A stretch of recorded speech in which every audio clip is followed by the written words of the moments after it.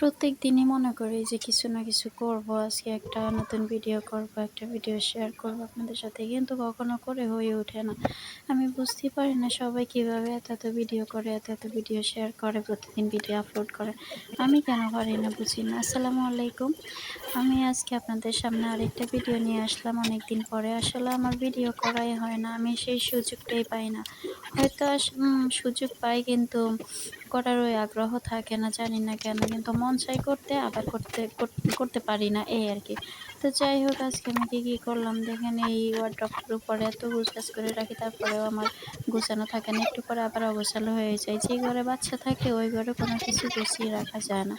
একদিক দিয়ে আমি বিছানাটা গুছাই, অন্য দিক দিয়ে আবার এলোমেলো করে ফেলে।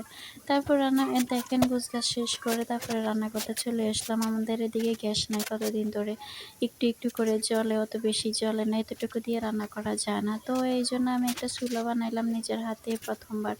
তো যাই হোক, চুলাটা কেমন হয়েছে সবাই কমেন্ট করে জানাবেন। আর চুলাতে রান্না করা কিন্তু অনেক কঠিন।